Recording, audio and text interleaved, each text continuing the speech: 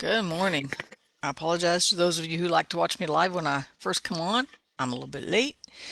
Oh well, sorry. I may need to move the time back a little bit or something. The morning just got away from me, right? Thank you, Chris. I can blame most of it on Chris, but not all of it. Some of it was I just got behind, right? And then I looked up and I was like, oh my goodness, I got to finish this and this, and it's almost 8, and all of that kind of stuff. So, but it's okay because you have to forgive me anyway, right? So, and I think I only have a few that really actually watch it live. Yesterday, I understand the video was messing up. I checked my connection first before I came on. It switches because my internet just goes off, but I've got a Cox Wi-Fi hotspot that's always on. I'm like, why can't you just keep my Wi-Fi on? If you can keep a hotspot on all the time, why can't my Wi-Fi just be on, right? That's what I pay for, but it switches back and forth between that and the Cox Wi-Fi hotspot, and that can cause some disruptions. So I'm sorry for if you watch the live, then sometimes it's a little jumpy, but if you come back, it usually smooths out from my understanding. Anyway, so I have a lot on my mind this morning. That's no surprise, right? I always have a lot on my mind. But I was thinking, I was actually, see what happened was I actually started in Matthew 24, and I was reading through because there's just so many things happening in the world. Just right here in Oklahoma City, in the last week, there was a stabbing down at Bricktown and a shooting at Hobby Lobby yesterday, and my son-in-law works there, so that was a little. It wasn't in the same part. I knew there's a whole city down there, and he wasn't in that department. I was okay, but just the fact that it happened, it can be troubling. And so I was looking at Matthew 24, looking at all the things God that Jesus was explaining. In the end times, there's going to be lots of turmoil. There's going to be lots of wars, rumors of wars. There's going to be pestilence, earthquakes in weird places.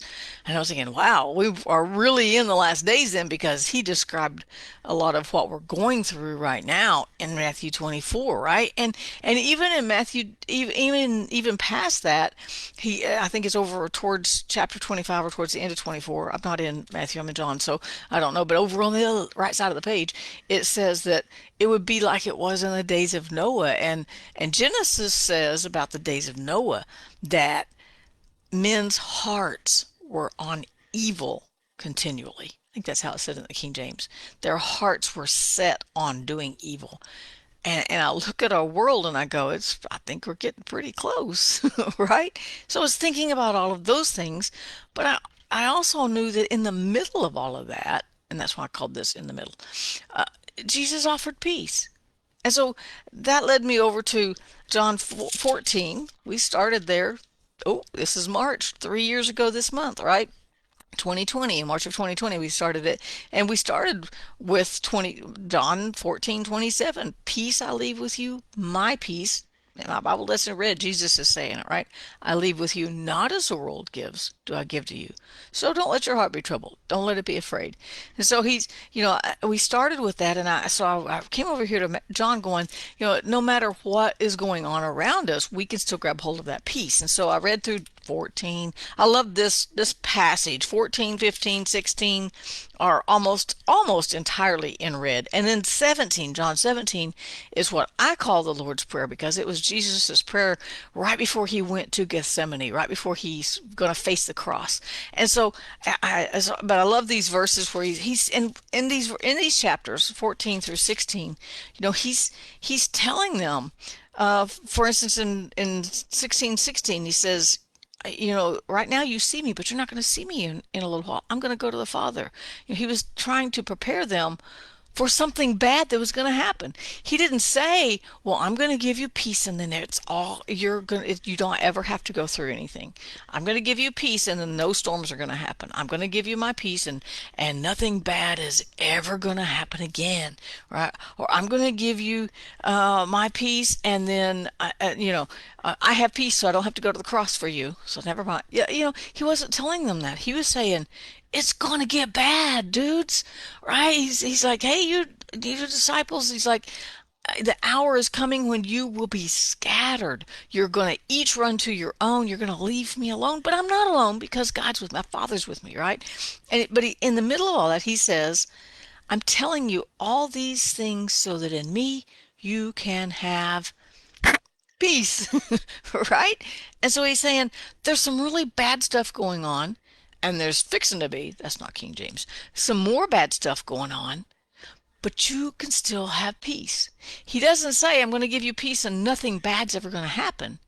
He's actually in the middle of his flesh, his the man part of him, because Jesus was all man but all God, right?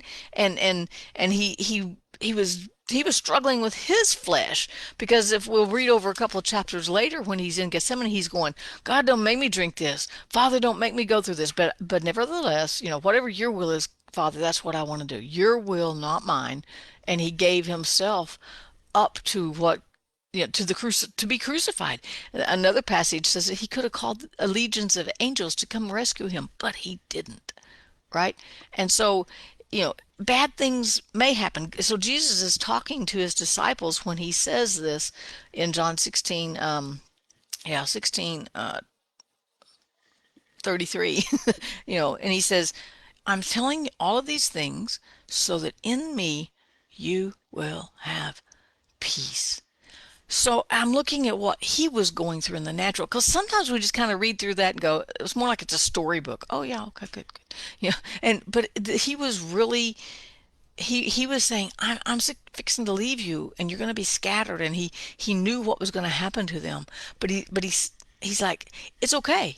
I'm telling you all this so that in the middle of everything that's going on, you can still have my peace. And that's my message for today. In the middle of all the things that are going on in this crazy, crazy, crazy world, we can still have peace. He didn't say, I'm going to leave my peace with you until it gets really bad, and then I don't know what you're going to do. Right? Then I don't know, you're on your own. No, he's like, I'm leaving you my peace. I'm telling you these things so you can have my peace. And he doesn't take it back. He doesn't unplug it. Now it is up to us to discover that peace and to let it rain. And yesterday when I got all these crazy news things going on, and actually a friend called and said, "Is Sean okay?" And I'm like, "Yeah." And then I find out there was, because I don't watch the news. I watched the news last night, and it just seems like there's destruction on every side, just like Jesus said there was gonna be, right? There's pain in so many different arenas of our lives, right? Well, many people are struggling with so many different things, from addictions to overspending to relationship problems and to I don't know, fill in the blank. There's so many things that could fill in that blank. There's so many struggles because information abounds, the internet abounds. I don't need all the news they're sending me every day. So I'm trying to avoid that little scroll thing on Facebook, because that news thing is right there, and I don't like the little red button, so I have to touch it.